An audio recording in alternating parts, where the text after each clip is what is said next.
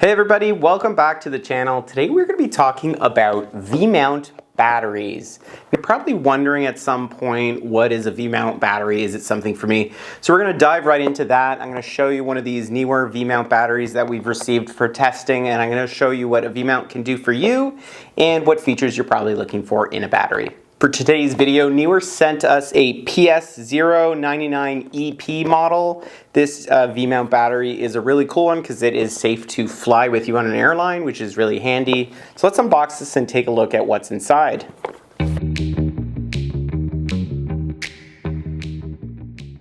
Inside the box, we will find a DTAP cable, a USB-C cable, which is rated for high power output, and the V-mount battery. What you can do with this, it's basically like a very powerful power bank that in a more professional setting can be really useful.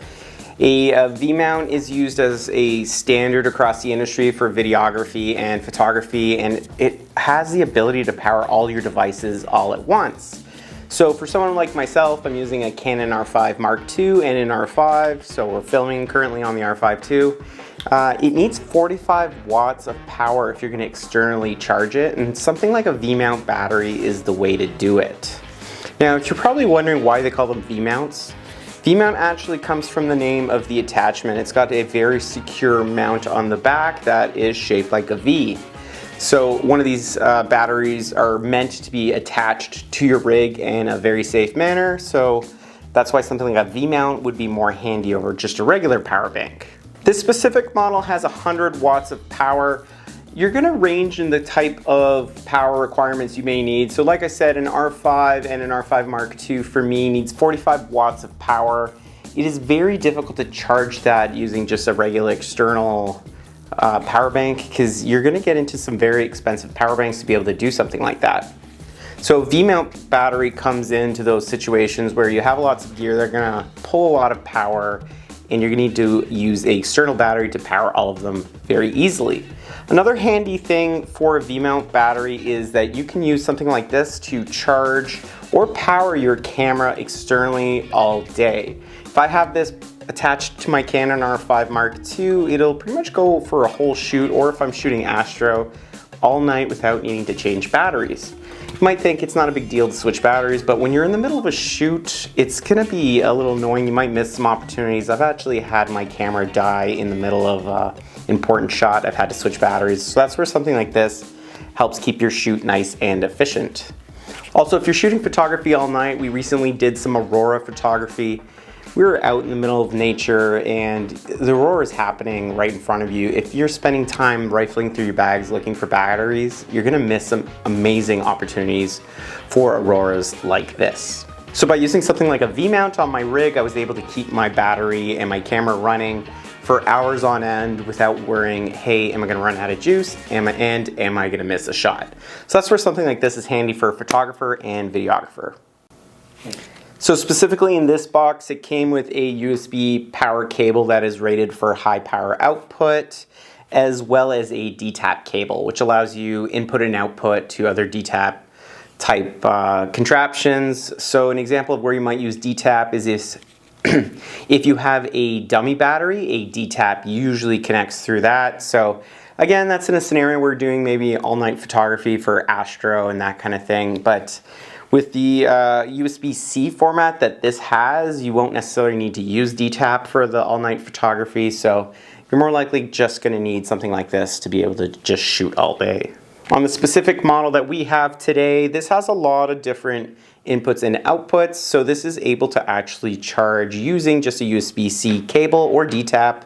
I bought a 100 watt power outlet, and that allows me to charge this in about 2 hours. 2.1 is the official number, and it's rated for 68 milliamps. As far as the actual attachments, it has 2 USB-C. One is a USB in and out. It also has a USB-A. It additionally has a DC 8 volt out and a 12 volt out. With the two USB-Cs and the USB-A, this is going to pretty much power all of your rig. So you can have an external monitor running off of this, as well as powering the camera, and maybe have an additional attachment that you're all powering through this. So as long as everything is max under 100 watts, it'll power them all completely. Something where a V-mount is pretty handy, it's not going to drop off the power that comes from the different ports. As long as you're under 100 watts maximum, it'll output the maximum available and usable for your gear that is needed. So if I have two Canon R5 and an R5 Mark II, I can power both of them using this one V-mount. So they're both going to pull 45 watts, connect them both through my USB-C, and I'm powering both cameras through this one device. So outside of cameras and camera gear, you can actually use this to power things like your phone. You can use it to externally power your iPad or laptop. I'm going to show you here. I'm just going to plug it into these devices, and it perfectly runs just like it was plugged into the wall. So that's the nice thing about a V-mount. The amount of power output it can do, up to 100 watts, is incredible for powering all your high capacity devices.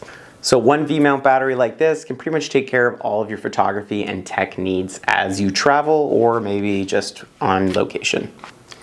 For my rig specifically, I actually picked up one of these Neewer V-mount Arca-Swiss brackets. So this is really handy. You have the ability to put a Arca-Swiss plate on there, but I already have a cage on here with an Arca-Swiss base plate, so I don't actually need to put the additional plate. And it just attaches, has a little extension arm here which you can shorten or lengthen, and the V-mount just easily goes on the back there, and it is nice and secure. You have the ability to change the angle as you see fit, but pretty much if it's on a plate and you're just doing static shooting, I can have it just hanging off the back.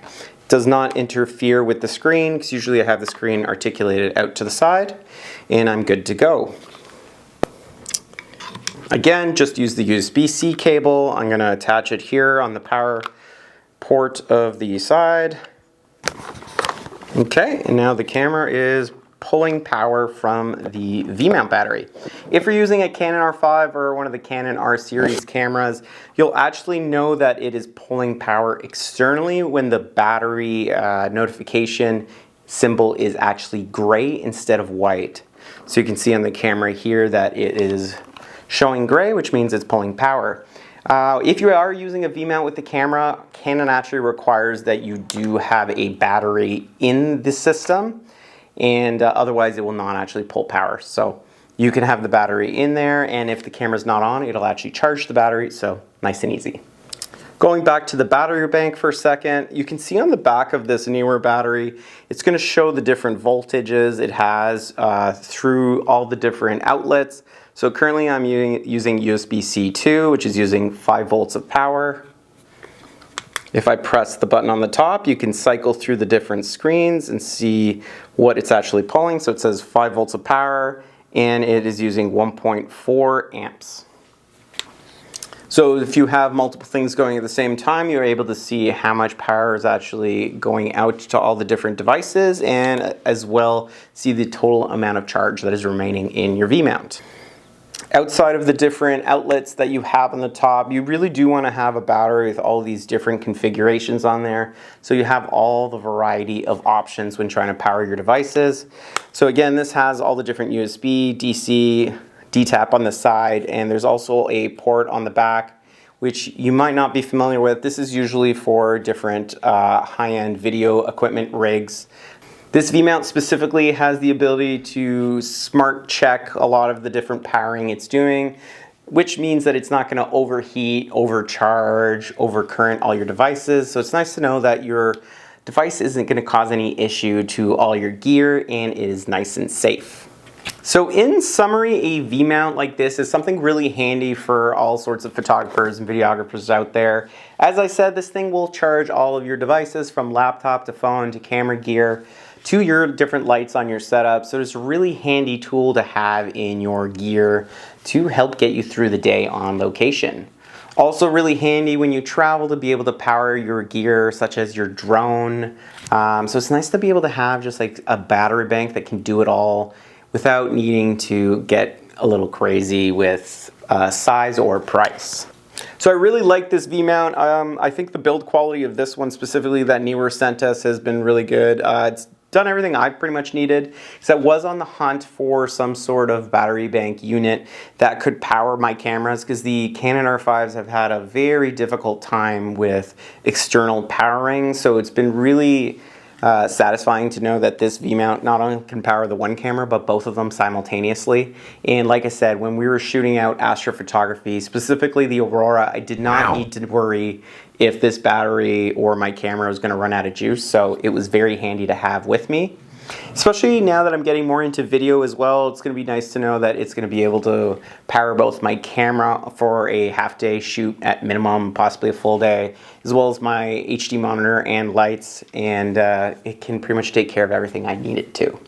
So if you're looking to get a V-mount like this, I'll put some links down in the description for you to pick one up. Always helps the channel if you use some of our affiliate links, and I always appreciate the support.